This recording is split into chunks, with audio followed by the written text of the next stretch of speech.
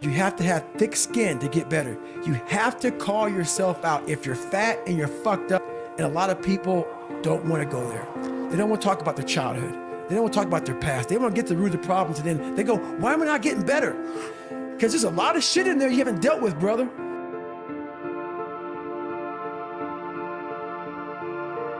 You know, people go to the gym, like for instance, these people go to the gym, they get big, they get jacked, they can run fast, all that shit. But the only thing they're doing is they're coding over the mind. All you're doing is building a bigger, stronger quitter. Your mind hasn't gotten any stronger because you haven't gone back in there and dealt with shit. So the second adversity comes, like, my God, I'm so fucking fit. What's wrong? Your mind is still soft. This is a lifestyle. You can't temporarily dive into it, sample it out, and roll out. This is something, man, that you have to acquire as a part of your everyday grind. So everything that you do is habit forming. And that includes hitting the snooze button. That includes sitting on the couch.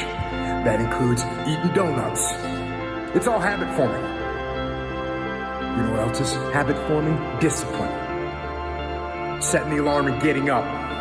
Going and working out. Eating steak. That stuff is all habit forming too. I recommend you form some discipline habits. So when I first joined the Navy, I had to join the reserves because I couldn't get into active duty because I was so fat. So being a reservist, I got titled a lot of times as a weekend warrior. In the reserves, you work 1 weekend a month, 2 weeks a year. A lot of us live our lives that way. We can't work out without purpose. We need to get into our dress for the wedding. Summertime's coming, so we want to look all good. Our high school reunion's coming up, so we gotta lose weight. The biggest purpose in life isn't all that shit. It's how you respect yourself, how you look at yourself. That's an everyday fucking journey. So every day you should be getting after it. We look at determination, self-discipline. We look at hard work. All these terms is almost like we dread them, almost like a fucking punishment. Those are the biggest words of all time as far as respecting yourself. So don't look at them as dread and punishment. Look at those words as a lifestyle. And people wonder, why am I not achieving more? It's because all of us, once we achieve something, we celebrate for a long years fucking time. And we wonder, why don't I have drive anymore? Where's it all at? If you don't develop a routine of suffering, and suffering is not like go out and kill yourself every day, it's being uncomfortable. That keeps you hungry every day. If you live in your victories for so long and say, I'm gonna go challenge myself for 30 days or for 2 weeks or run this one marathon. And it ends, I did one marathon. Okay? That's why it leaves you. It leaves you because you haven't set up the next obstacle. Obstacles is how you grow. You must continue to have friction.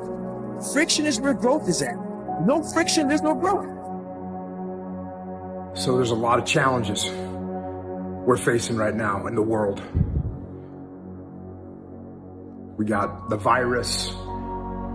We got the economy, not knowing what to do. We got the political strife here in America. All kinds of challenges, all kinds of issues, all kinds of problems. It's pretty easy to get the mindset that there's nothing you can do about it, that you're overwhelmed, that you can't change the world. Well, you know what you can change? You can change you. You can change your world. And if you change your world and you make yourself better and you make your part of the world better, the rest of the world will follow. One of my direct subordinates, one of my guys that worked for me, he would call me up or pull me aside with some major problem, some issue that was going on. And he'd say, boss, we got this and that and the other thing. And I'd look at him and I'd say, good. And finally one day he was telling me about some issue that he was having, some problem, and he said, I already know what you're gonna say. And I said, well, what am I gonna say? He said, you're gonna say good. He said, that's what you always say. When something is wrong and going bad, you always just look at me and say good. And I said, well, yeah, when things are going bad, there's going to be some good that's going to come from it. Didn't get the new high-speed gear we wanted? Good. Didn't get promoted? Good. More time to get better. Oh, mission got canceled? Good. We can focus on another one. Didn't get funded. Didn't get the job you wanted. Got injured. Sprained my ankle. Got tapped out? Good. Got beat? Good. You learned. Unexpected problems? Good. We have the opportunity to figure out a solution. That's it. When things are going bad, don't get all bummed out, don't get startled, don't get frustrated. If you can say the word good, guess what? It means you're still alive. It means you're still breathing. And if you're still breathing, well, now, you still got some fight left in you. So get up, dust off, reload, recalibrate, re-engage, and go out on the attack. What the hell are we all waiting for to start attacking life? Waiting for the fucking stars to align? Back when I was growing up, the song came out. All I need is a miracle. Well, guess what? That miracle ain't coming. There is no perfect time to start. You gotta start now with changing your life. We're all being tested in life. And guess what? This is one test you can't cheat on. We all have our own test. Some of us are obese. Some of us are depressed. Some of us are insecure. In the military, we had this big old rucksack on the back. Had batteries, water, extra gear. Your extra gear is the shit you're dealing with in life. And the only way to overcome it is for you and you alone to face it. You have to do your best work when you're least motivated.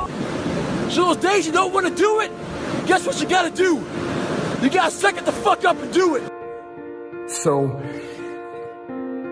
did I feel like doing deadlifts and cleans this morning? No, negative, I did not. Did I feel like doing deadlifts and cleans while I was doing deadlifts and cleans? No, I did not. Am I glad I did deadlifts and cleans? Hell yes, I am. You're not always gonna feel like doing what you're supposed to do. That's when you gotta do it anyways. So I've been grinding lately. Had to go back to the fucking lab, readjust some shit in my brain, put a lot of miles in. Every day, run over 20 miles a day, getting up early, going to bed early, eating the right shit. This last week, started taking a toll on me. I usually don't think too much. Get my shoes on, head the fuck out. I've been thinking a lot. That internal voice that's been talking to me. Talking about, oh man, you're tired. Looking at my shoes about 30 minutes before I put the motherfuckers on. Pushing back the time that I go out to go run. So I decided to tape record myself. That internal voice I put on tape. Sound like a straight bitch when I listen to that motherfucker. My glory, it doesn't happen on a stage. My glory happens in the darkness of the early morning, in solitude, alone, where I try to be everything that I possibly can be, better than I was yesterday.